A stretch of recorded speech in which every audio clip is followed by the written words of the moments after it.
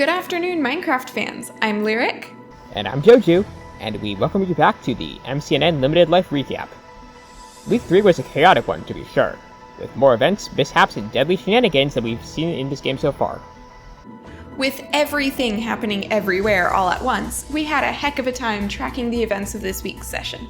But if we had a tough time managing things, we can't imagine how the Limited Life members managed that chaos with their admin down for the count. Unfortunately, this week Grian got a bug. That wasn't the boogie, and since this season's mechanic was time-based, he couldn't just skip the session without gaining an unfair advantage. So instead of sitting this week out, he just sat, literally. He chose to spend the entire session AFK on a llama. For as long as that lasted. I need to get down there and oh my god. He's off the llama. Oh no! How done? Jesus Christ. Fortunately, Grian had the two most reliable people on the server to act as his bodyguards for the week. Joel and Jimmy stepped in to keep their friend safe.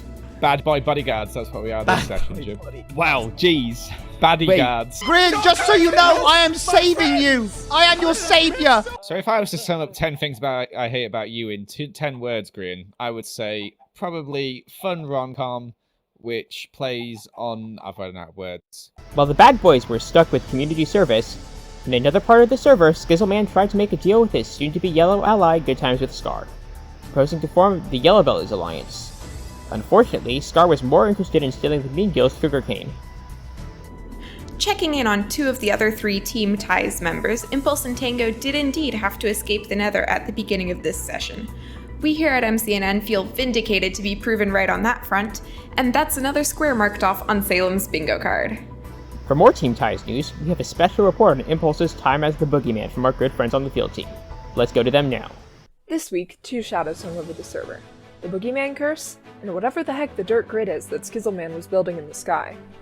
Martin, having satiated his boogie bloodlust at the end of the first week, designated himself to be the server's resident boogie finder, and his detection method of choice was to ask his fellow players, "Can you count to 10? Count to 10 for me. By the way, count to 10 for me." His method generated some confusion, and some mixed results.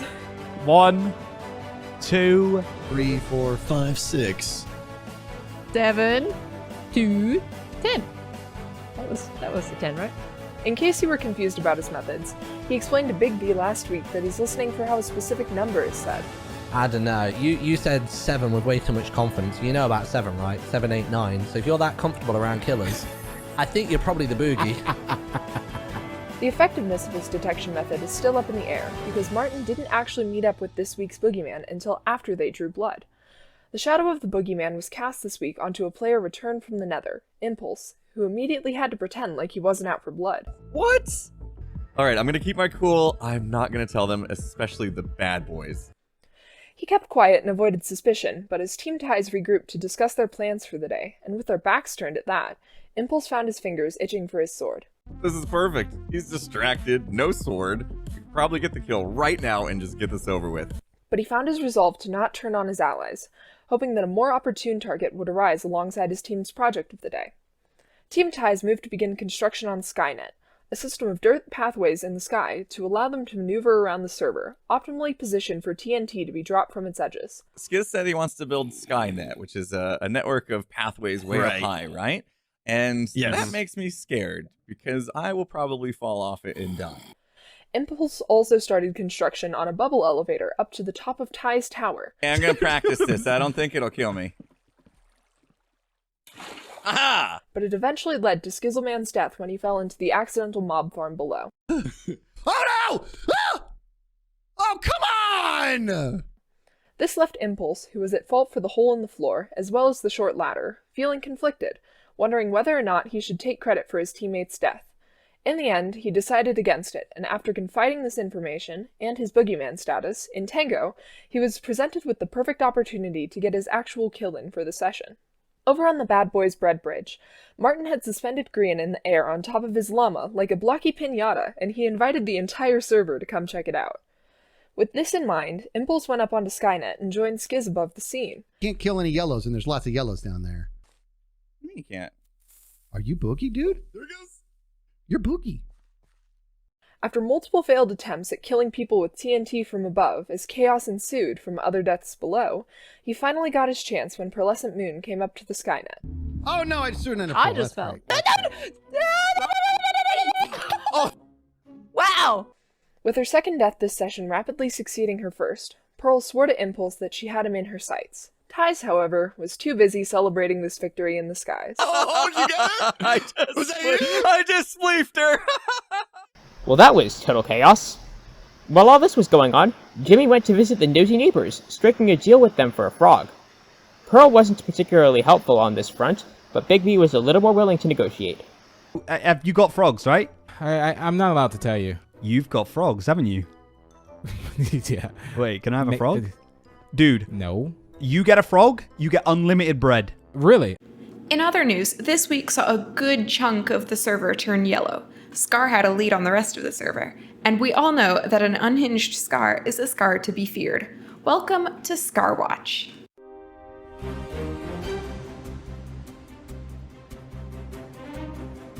Welcome to Scar Watch.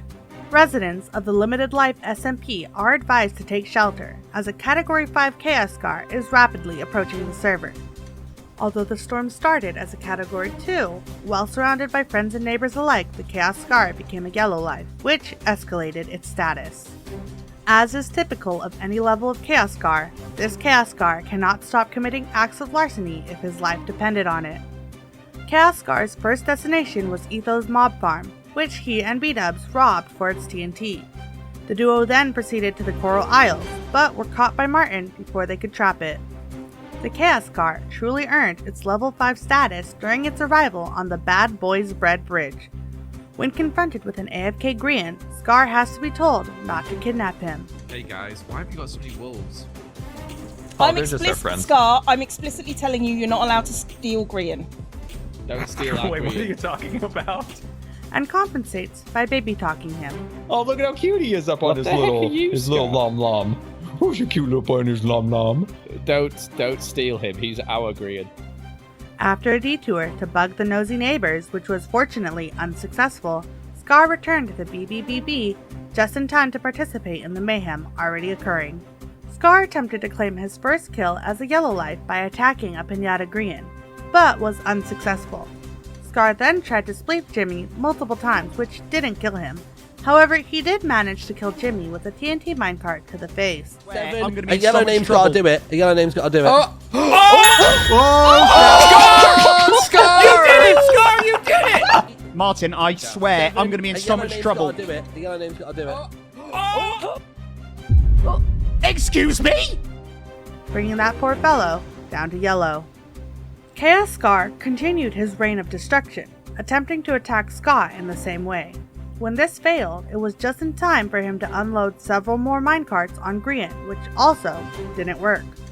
However, it did create a hole large enough to drop people into, which he does to Pearl. The only thing stopping the madness is Joel, who manages to kill Scar in time to end his special brand of chaos. Of course, it's impossible to stop the weather, so Chaoscar was at it again, booby-trapping the latter in Team Ty's base. His first victim was Skizzleman, who was saved from an explosion by the wonders of Scar Redstone. Hey, buddy, listen, I think Yellow Bellies is almost ready. Oh, nice. We look at that. See that, dude? I love it. So what's the plan up at the top? Just building a little network for travel. It's just for easy travel. That's all. Nothing menacing. Oh my gosh. Okay, I just muted myself. What happened here? Okay, does it look like it's set up right? Where did he come from? I really should have warned him, but I just froze. I didn't know what to do or say. I just was like, haha, enjoy your time in the Sky Tower. Team Ties was not as safe from the aftershocks of the storm, and the TNT minecarts did detonate when the whole team was present. It probably is, yep. Oh dear. It appears you are stuck. Stop it! Oh, this is great. Drowning! I'm immersed. Literally. It is terrifying though. Once you step into that, you have no idea. Oh my god! What in the world? Unfortunately, Chaoscar hit a little closer to home. During an attempt to relocate Grian from his home during the storm, he attempted another TNT explosion on Grian's roommates. It missed its intended target, Joel, and instead took out the two Yellow Lives in its line of fire, Cleo and Jimmy. in addition to the then green, now yellow, Grian. It seems that this Chaoscar doesn't distinguish its victims, seeing as he technically wasn't supposed to kill most of the people in that explosion. Back to you, Lyric. Thank you, Bobs. We'll keep an eye on that, and we ask that everyone in the affected pathway stand by with extra jelly snacks. We now turn our attention to the seedy part of the server for the bad boy side of these stories. You'd think after boogieing so hard last session they'd take a break to rest, but no. The baddest of boys are still performing the sickest of tricks. Seriously, they're sick. Grian sadly spent this session AFK, because illness can take out even the baddest of boys. Despite this, Grian was exactly where he likes to be, at the center of this session's chaos. Disregarding all social distancing rules and child safety laws, his servermates brought the action right to him, making him the subject of a vicious tug-of-war / custody battle / children's playground skirmish. Unfortunately for Grian, his absence meant that Joel and Jimmy were responsible for looking after him in-game. The bad boy babysitters quickly turned out to just be bad babysitters, abandoning him immediately after the bridge bombing. Left alone, he was discovered by Cleo and Scar, who decided kidnapping a Grian could be a great family bonding activity. Look, he's gone to the farm. No, he hasn't. He's alive and well. He's just taking a nap. In a disastrous series of events, this meant that he was at the Rock when Scar's bloodlust re-emerged, and we all saw how that ended. Grian, come back. Everything's gone horribly wrong since you've left. The bad boy babysitters, still not having learned their lesson, charged off to seek revenge, believing that surely Grian would remain safe and sound at their base. This predictably only lasted about 3 minutes. Is Grian gone? Oh, for goodness sake! No, he's not. No, he's not. So I stole the Grian again! This round of Grian napping was carried out by the Mean Guilds, who could not resist the allure of mischief and annoying the bad boys, of course. Scott and Martin successfully spirited Grian out towards spawn, but the bad boys soon caught on and attempted to recover their missing member. Should we kill him, Grian? What do you do next? Grian can't come to the phone right now. We're gonna kill him, Grian. Oh, pufferfish! I'm poisoned! I'm poisoned! I'm actually oh my gosh! No. After accidentally expediting Grian's trip to spawn, Martin buried him underground to keep him safe. The bad boys agreed to leave him there, realizing a little late what Grian really needs protecting from. Oh my god. Wait, to be honest, I think we should probably just leave him alone. I feel like we're the curse. For the rest of the session, Grian remained underground, but he wasn't alone. Once again, the server came to him, from Scar confessing his sins. I'm so sorry, Grian, that I made you sound like a baby when I was going like, look at the little Grian. Oh, I'm so sorry I killed you, but I had to. It was part of the moment. To Etho lamenting his bad luck and sharing his future plans. But here's the thing, Grian. I am 2 minutes away from yellow, and I might go kill somebody. To whatever they were doing. Here's my button. So respectful. And as for how the main Grain Man feels about all this, well, don't worry, listeners. Grian isn't entirely absent from his own video. We are treated to narrator Grian, mostly recovered from being sick, sharing his commentary and reactions to the craziness that surrounded him in this session. This does mean that Grian's video is almost as much of a recap as this one, but hopefully the Hermit Pyres crossover from a few months ago has everyone well used to recapception by now. Well, well, well. Thank you for that update. In other kidnapping news, Pearl and Bigby attempted to get their frog back from Jimmy. Where's the frog, Jimmy? Judge, Judy, and Executioner is not taking visitors. Where's the visitors? She's safe right now. No, she's safe right now and doesn't need any attention. Whether or not this is an actual kidnapping is up for debate, since Jimmy is pretty sure that he made a fair deal for Judge, Judy, and Executioner. And speaking of aquatic assassins, Martin's use of pufferfish against Grian, albeit accidental, wasn't the first time we saw this tactic used this session. It seems as though the poisonous fish became his new favorite weapon of choice, and we may have Scott to thank for that idea. After discussing plans to release name-tagged pufferfish around their base, Martin seems to have taken the idea to heart. Soon after Skiz attempted a TNT attack from above the Coral Isles, Martin retaliated by planting a pufferfish at the top of the Skynet ladder.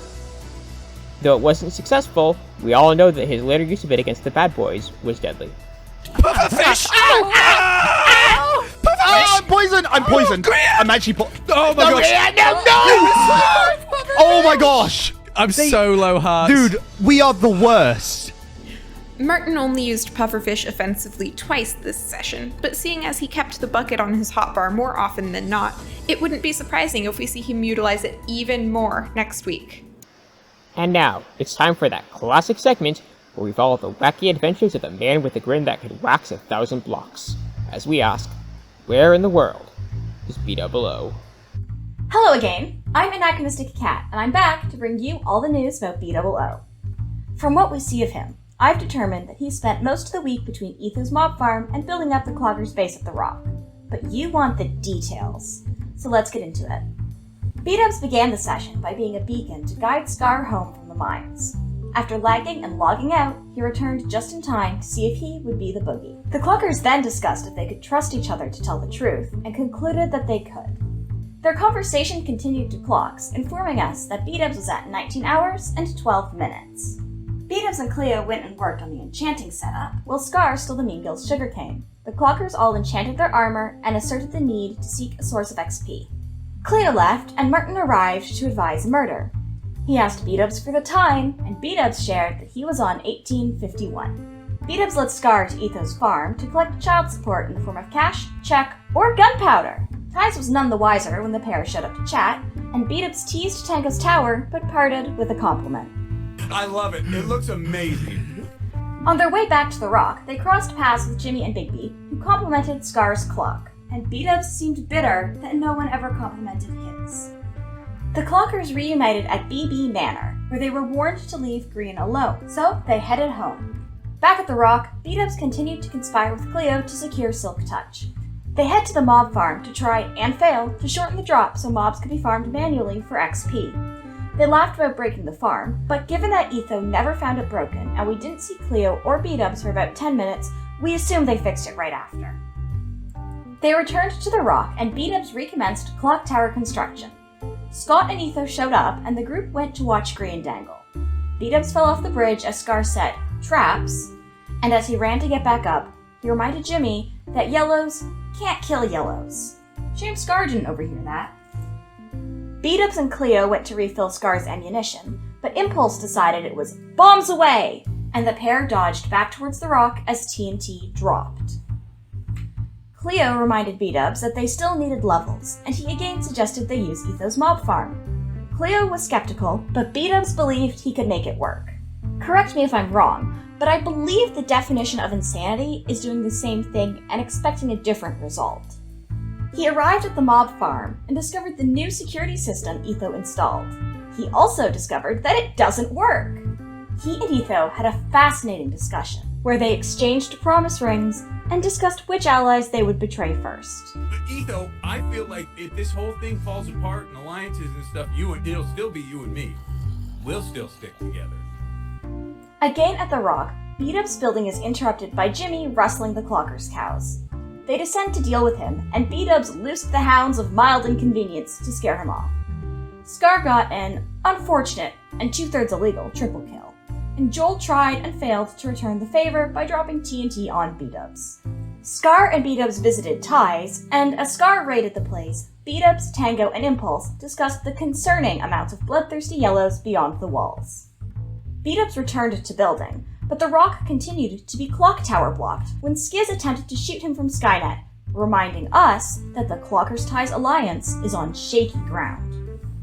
He took a break to visit Grian's Fortune Teller Cave and asked how many kills he'll get this season. Martin says 4 in a spooky voice, and B-Dubs takes that as his answer. Will this prediction turn out to be true?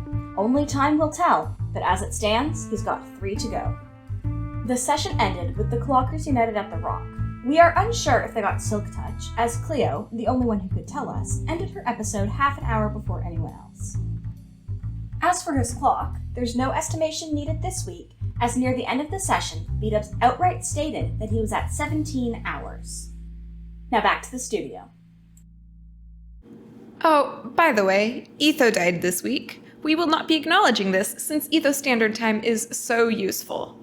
Etho is now officially on Etho Daylight Time, and we are moving on to Salem for analysis. Thank you, Lyric. As those of us in North America turn our clocks forward an hour, the studio is adjusting to the switch from EST to Etho Daylight Time, aka Etho Time plus 1 hour. Aka, please don't make us switch to a new time standard. MCNN congratulates Tango as the last person remaining at Standard Time, with all other participants having gained time, lost time, gained and lost time, or whatever the heck Joel is doing. Joining Tango and EDT are B-Dubs and Impulse. B-Dubs has stayed steady since last episode, and Impulse moved back to the standard thanks to his boogie kill of Pearl mid-session. As of the end of session, those three at 17 hours and Scott remaining at 18 are the only remaining green lives. All will turn yellow next session, barring any particularly fortunate boogie assignments. If we see any particularly unfortunate boogie assignments, we may be seeing our first red names popping up. Skizzleman is currently the lowest health participant at 11.5 hours. So far, sessions have usually lasted 2.25 hours, so he could hold out just above the threshold of red if he's lucky. So far, Skizz has been about as lucky as a cow owned by ties, so we'll see how that goes. Sending it back to you, Jojo. Thank you for the analysis, Salem. Before we close out, here's an updated list on all the fun items our beloved war criminals are keeping for use later. The clockers have access to skulk sensors that none of them have picked up on camera, but evidence indicates that if they don't already have them off camera, they will soon. Team Ties also has their supply of potion ingredients they still have not broken into. And finally, the nosy neighbors have a fun-sounding plan in case one of them is the next boogeyman. Now is a good time to hope that Pearl becomes murderous again. And that should be everything this week. As of our recording this, we have heard that the next episode was recorded a day late, and we don't know if this will affect when it's released. But we are ready for it, and we are all very excited to see what's coming up. A huge thanks to all of our MCNN crew for another week of fantastic work, and we look forward to covering next week. And with that, my name is Lyric. And I'm Jojo. And we'll see you next time.